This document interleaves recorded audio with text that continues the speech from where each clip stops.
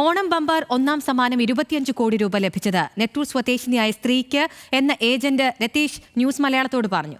കോടിപതിയായ ഭാഗ്യവതി നെട്ടൂരിൽ ഒറ്റയ്ക്കാണ് താമസം. വിവാഹിതയായ ഏക മകളുടെ വീട്ടിലേക്ക് ഇവർ പോയതായി വിവരമുണ്ട്. ബാങ്കിലെത്തി നാളെ ലോട്ടറി സമർപ്പിക്കാനാണ് സാധ്യതയെന്നും ഏജന്റ് രതീഷ് അറിയിച്ചു. കോടിപതി തന്റെ കടയിൽ നിന്നാണ് ഉണ്ടായത് എന്നറിഞ്ഞതോടെ തിക്കും തിരക്കും കൂടിയെന്നും കച്ചവടം പോലും ബുദ്ധിമുട്ടിലായെന്നും ലതീഷ് പറഞ്ഞു. അനിൽ ജോർജ് തയ്യാറാക്കിയ റിപ്പോർട്ട് കാണാം.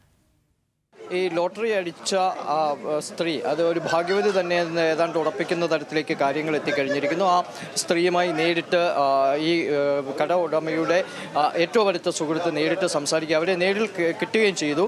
അവരുടെ പ്രതികരണങ്ങളടക്കം എങ്ങനെയായിരുന്നു എന്ന് നമുക്ക് ചോദിക്കാം. ഈ സ്ത്രീയെ നേരിട്ട് സംസാരിക്കാൻ കഴിഞ്ഞു? അല്ല, ഞാനല്ല, എൻ്റെ ഫോണിൽ നിന്ന് വിളിച്ചിട്ട് അവരെടുത്തില്ല ഫോൺ. കാരണം എൻ്റെ ട്രൂ കോളേജ് ചിലപ്പോൾ എൻ്റെ പേര് അറിയാമായിരിക്കും. ഞാൻ ഇതുവരെ കണ്ടിട്ടില്ല. ലോട്ടറി എടുക്കണമെന്ന് ഞാൻ കണ്ടിട്ടില്ല, അവർ ഇവിടുന്ന് എടുക്കണമെന്ന് ഞാൻ കണ്ടിട്ടില്ല. പക്ഷേ അവർ വിളിച്ച് സംസാരിച്ചപ്പോൾ 6 എടുത്തേക്കണ, എനിക്കല്ല എന്നുള്ളതാണ് അവർ പറഞ്ഞത്. പക്ഷേ അവർ ടിക്കറ്റ് കാണിച്ച് അവരെ നൈബറിനെ കൊണ്ടുവന്ന് ടിക്കറ്റ് കാണിച്ചതാണ്.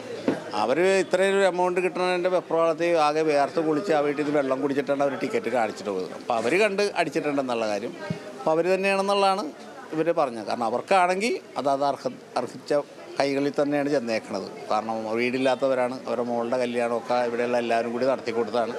അപ്പോൾ അവർക്കാണെങ്കിൽ കിട്ടിയെങ്കിൽ നമുക്ക് സന്തോഷം. ആരോടെങ്കിലും അന്വേഷിക്കാനുള്ള സാധ്യതയുണ്ടോ?